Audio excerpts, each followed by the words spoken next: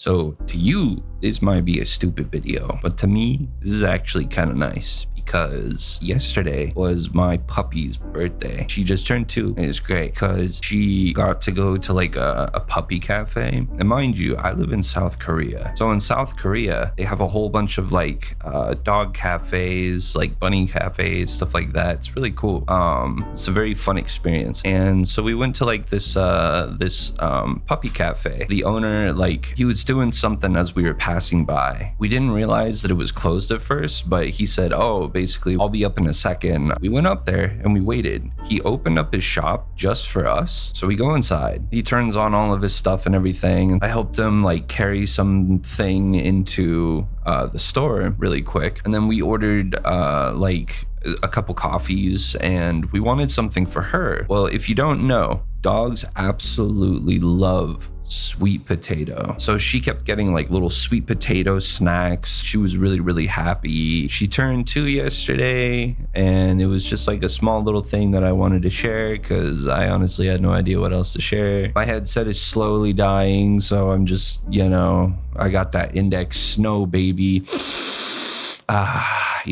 Except it's terminal. I got to get a new wire at some point. So, who knows, man? I haven't posted in a little bit, like a few days, and I'm trying to post more often, but things just keep coming up and, whatnot. That's just life. Anyways, it's a really short thing I just wanted to share. And then I also wanted to share some puppy images. So I'm going to also do that too. Yeah. You see this? This is beautiful.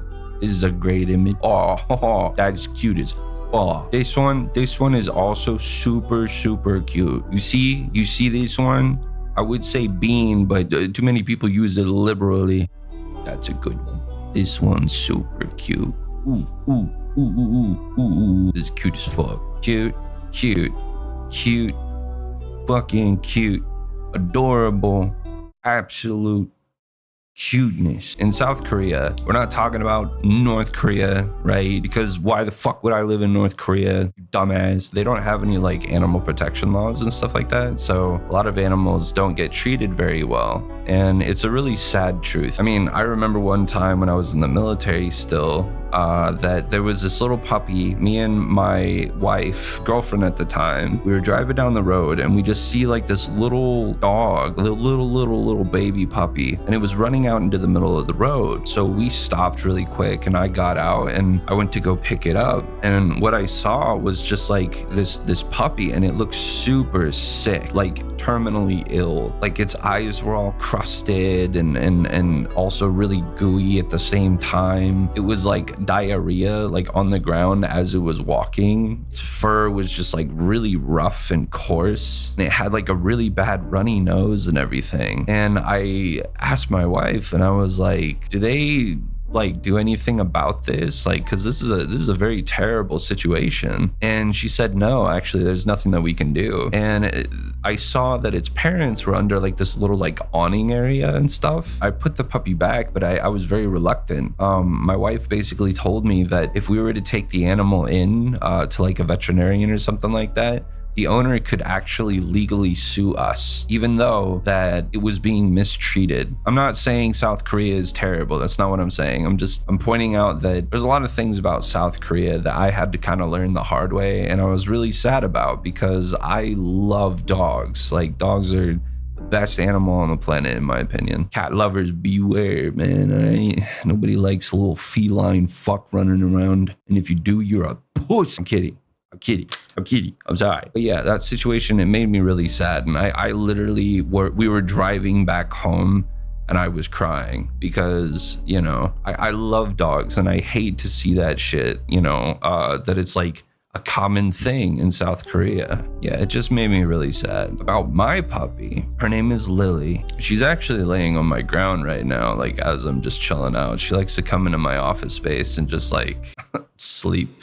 We were actually looking at another dog, and so we went to this animal shelter to go check it out. When we got there, we, found the dog, and it was just barking at his, it was not happy. They had like all these cages lined up like on a table, and every single dog was in one of these cages, big or small. So we're walking around and all of these dogs are just yelling and barking and all this shit, right? Well, I see like this little tiny dog, and it's just staring. Like, it's not even barking, nothing. I noticed it, and then I just kept kind of walking around checking out all the other dogs and stuff. But every single time I would pass by this dog, it would just stare at me. And I was like, yo, this dog is the chillest motherfucker I've ever met. And I looked at my wife, and I looked at the dog, and the dog looked at me, and the dog looked at my wife. And I looked at my wife.